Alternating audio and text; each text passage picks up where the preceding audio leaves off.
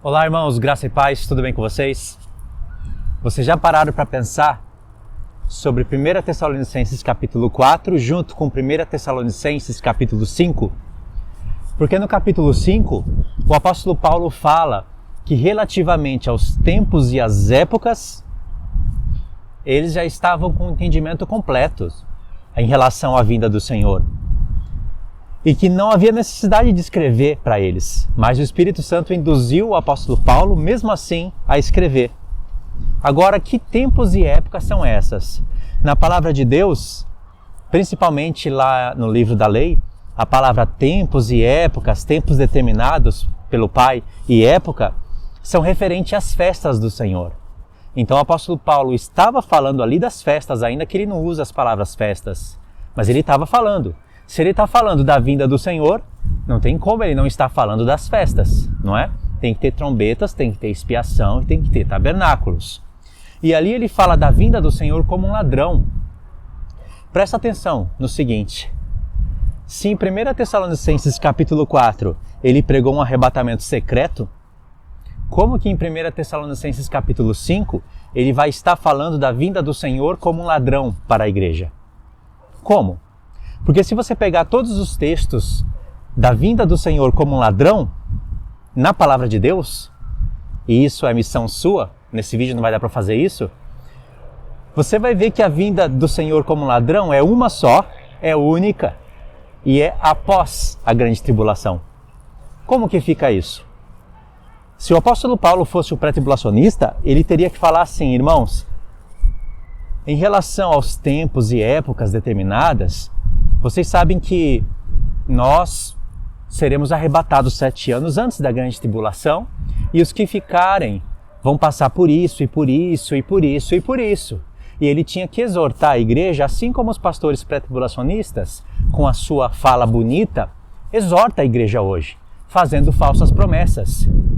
Você vê que a linguagem do apóstolo Paulo não é essa. Se você fosse o apóstolo Paulo e um pré-tribulacionista, você não escreveria essas palavras que são pregadas hoje nos púlpitos e até mesmo no YouTube? Na carta, você escreveria. Mas o apóstolo Paulo não escreveu. Acontece que as pessoas inventam em cima das palavras do apóstolo Paulo. Torcem as palavras dele. Sabe, parece que eles não estão lendo o que está escrito. E aonde não está escrito, eles colocam palavras. Essa é a infidelidade dos pastores de hoje, muitos da linha pré-tribulacionista. Em nenhum momento da carta o apóstolo Paulo fala que a igreja vai ser arrebatada antes. Pelo contrário, ele fala que nós não somos destinados para a ira de Deus. E essa ira de Deus, ainda os pré-tribulacionistas acrescentam o erro de dizer que é a grande tribulação. Então sempre há um trocadilho. Quando você lê ira de Deus, você vai estar lendo grande tribulação. Isso não pode ser assim de maneira alguma. Presta atenção no que João Batista falou sobre a ira de Deus. Ele falou para os fariseus e saduceus: raça de víboras, quem vos induziu a fugir da ira futura? Aliás, esse texto também é usado naquela carreta de textos pelos pastores pré-tribulacionistas. E João Batista, ele usa termos ali que está falando do lago de fogo, das pessoas que vão ser lançadas no lago de fogo. E assim, ninguém escapará da ira de Deus. A palavra ira deve ser estudada na palavra de Deus com muito mais atenção. Tem salmos que diz que Deus se ira todos os dias. Todos os dias Deus está irado. No tempo de Nabucodonosor, ali você vai ver que está escrito que era a ira de Deus. Na grande tribulação, Deus vai estar irado. Mas nós temos a ira de Deus, que são aqueles 7 cálices da ira dele. E na 7ª taça se cumpre a ira dele. É a ira final. A ira destinada aqui na terra. Só que todos os que não participaram desse tempo, eles vão ser lançados no lago de fogo. E ali estará a evidência da ira de Deus.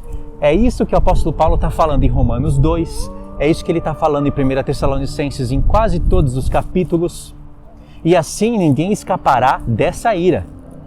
Porque se essa ira for a grande tribulação, muitos homens, vamos pegar Nero, depois vamos pular para, Maomé, vamos dar um outro salto em Hitler. sei lá. E vamos pegar mais homens cruéis e todas as nações ímpias, todos eles escaparão da ira de Deus, porque por sorte eles não estavam vivos para esse tempo. Faz sentido isso para você? Para mim não faz. Faz sentido essa ira de Deus ser aquela ira onde Deus vai julgar todos os homens. O próprio julgamento dele vai revelar a sua ira. E o apóstolo Paulo fala isso em Romanos 2. Infelizmente eu não estou com todos os textos de cabeça aqui para citar para vocês. Mas ele fala isso em Romanos 2. Que o dia da ira vai ser no reto juízo de Deus. Então essa ira não é a grande tribulação. Porque se fosse, ele falaria. E se ele falasse, ele teria que dar conta de explicar como que os demais homens escapariam dessa ira. Como que seria justo os demais homens escapar dessa ira? Entendeu? Deus se ira todos os dias. Deus manifestou tempos de grandes iras no passado, principalmente no tempo de Nabucodonosor, aonde ele colocou da sua ira sobre a sua própria cidade. Os rebeldes sofreram essa ira. Deus está irado hoje. Deus vai estar irado no tempo da grande tribulação, mas Deus tem um tempo mais específico da ira, que são os 7 cálices da ira dele, e na última acaba a ira de Deus sobre essa terra, porque ali o nome dele estará santificado nessa terra. As nações reconhecerão ele. E depois vem o julgamento, aonde a ira dele estará manifesta no lago de fogo. E muitas pessoas irão inaugurar o lago de fogo. Isso é contextualizar a palavra ira dentro da palavra de Deus. Tá certo? É claro que eu fiz um vídeo assim, claro, né? É claro não, rápido. Eu acredito que ficou claro também. Se você está familiarizado com os textos, para você ficou claro. Não faz sentido para você, que usa um pouco a sua cabeça, entender que Paulo está falando da ira de Deus sendo a grande tribulação. Não faz sentido. Essa é uma jogada que os pré-tribulacionistas usam para querer tirar a igreja da grande tribulação, aonde o apóstolo Paulo não está falando isso. Inclusive, vamos incluir mais um texto aqui. Se o apóstolo Paulo estivesse retirando a igreja da grande tribulação, ele teria cometido um grave erro na segunda carta aos Tessalonicenses, no capítulo 1, aonde ele constrói para a gente um cenário idêntico ao de Mateus 24. Ele fala que o Senhor Jesus vai vir dos céus com anjos, com poder, com glória, e ali ele vai dar descanso para os que estão sendo atribulados descanso para os que estão sendo atribulados e tribulação para aqueles que estariam atribulando a igreja. Ele começa falando de uma tribulação daquela própria época dele, mas ele leva o assunto lá para o tempo do fim, aonde ele disse que do céu ele estava esperando o Senhor Jesus se manifestar, não em silêncio, mas com os anjos do seu poder, com glória, labaredas de fogo. Inclusive ele tira essas expressões de 2 capítulos de Isaías. Se eu não me engano, um está em Isaías 30 e outro está lá para perto de Isaías 65, aonde tem os mesmos termos, que o Senhor vai vir do céu com labaredas de fogo, com os anjos do seu poder, manifestar vingança aos que não creem nele e aos que rejeitam a ele. E o apóstolo Paulo pegou esses mesmos termos, colocou em 2 Tessalonicenses capítulo 1 e disse que ele estava esperando e que a igreja também deveria esperar, a igreja também deveria esperar ele dessa maneira.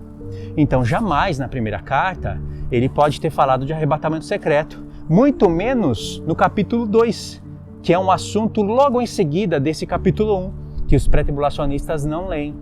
É impossível, com todas as letras, torcer o capítulo 1, porque é o mesmo cenário de Mateus 24, aonde os pré-tribulacionistas dizem que foi falado somente para judeu. Jesus também, quando falou de dízimo, ele falou somente para judeu. Só que o dízimo serve para a igreja, não é? Essa é uma hipocrisia muito grande.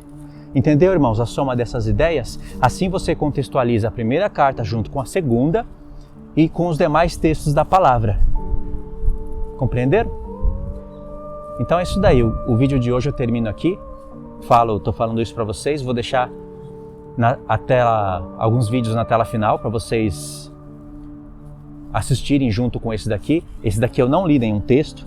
Eu posso deixar até algumas referências na descrição do vídeo, um lembrete no comentário fixo. E é isso daí. Obrigado por ter assistido até aqui.